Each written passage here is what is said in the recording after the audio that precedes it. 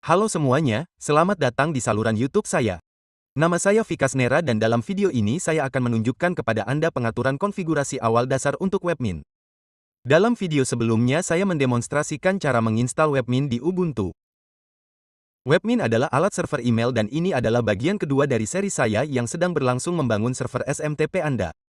Kita akan membuat server email menggunakan Webmin dalam video ini.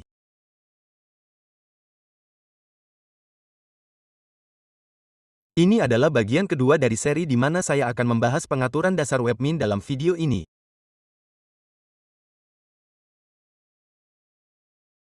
Oke, jika Anda belum melihat bagian pertama, Anda dapat menonton bagaimana saya menginstal server email POS.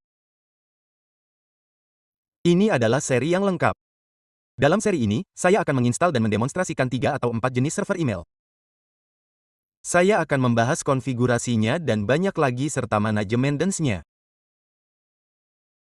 Ini adalah kursus komprehensif yang akan memakan waktu, jadi Anda harus menontonnya sepenuhnya. Melalui ini, Anda dapat mengirim email tanpa batas secara gratis.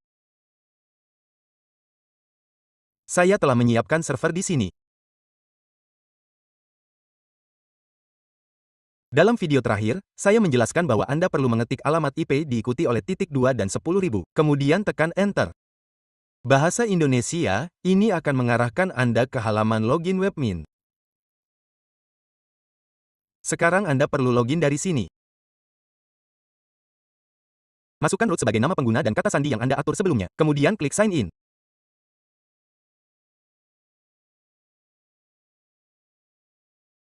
Setelah login, Anda akan melihat beberapa opsi konfigurasi dasar di Webmin. Kita akan melengkapinya di sini. Pertama, Anda perlu mengklik di sini. Setelah mengklik next beberapa kali, ia menanyakan tentang penggunaan memori. Klik di atasnya. Di sini tertulis Use More RAM dalam opsinya. Mengapa ia menanyakan ini?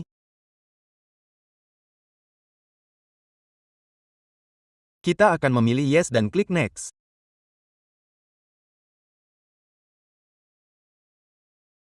Apa yang dikatakannya selanjutnya? Run Claim AV Server Scanner. Ia meminta untuk mengaktifkan pemindai untuk pemrosesan email yang lebih cepat. Kita akan memilih Yes untuk ini. Kemudian klik Next. Selanjutnya, ia mengatakan Run Spam Server Filter. Ini perlu diatur ke Yes juga. Ini untuk filter spam. Jadi apa yang perlu Anda lakukan di sini? Pilih Yes dan klik Next.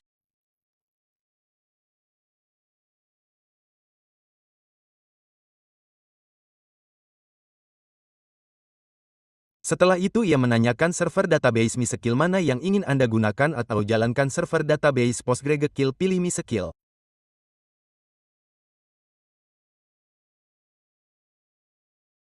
Setelah memilih ini klik Next kemudian ia meminta Anda untuk mengatur kata sandi MySQL.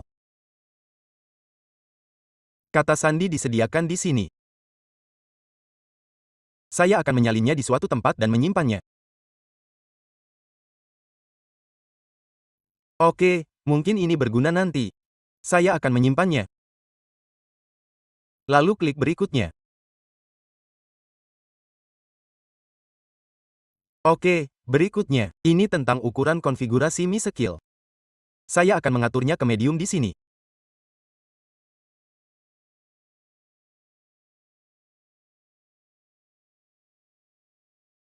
Pilih medium system, klik berikutnya, lalu lewati bagian ini yang menanyakan tentang name servers dan semacamnya. Lewati pemeriksaan dan klik berikutnya.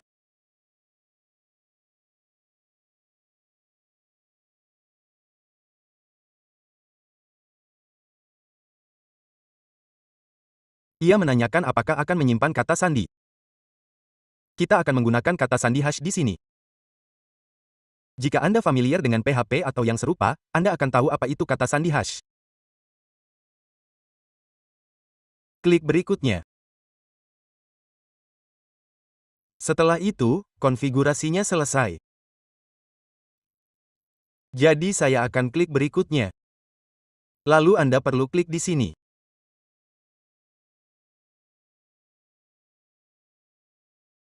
Periksa ulang dan segarkan konfigurasinya.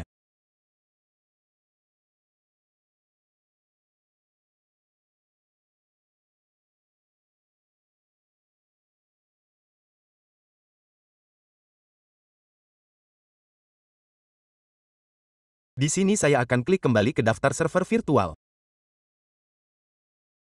Pengaturan dasar lengkap sekarang sudah selesai. Selanjutnya, klik buat server virtual di sini.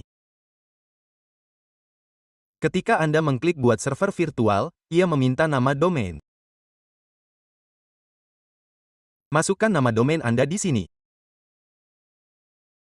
Setelah memasukkan nama domain, Anda perlu memberikan kata sandi di sini.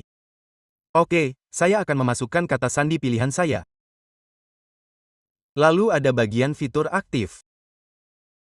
Centang kotak untuk menyiapkan situs web SSL.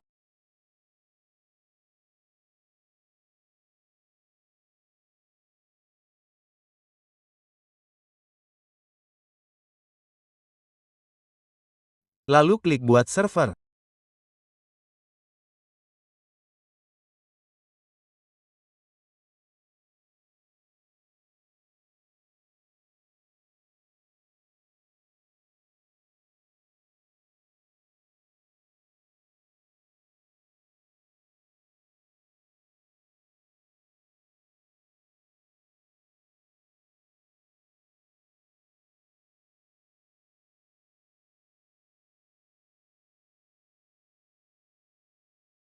Di sini, saya akan mengklik kembali ke detail server virtual. Lihat di sini virtual min untuk melihat server kita telah dibuat. Server virtual sekarang sudah disiapkan di sini. Dalam video ini, saya telah menunjukkan kepada Anda pengaturan dasar dan cara kita membuat server virtual untuk domain ini.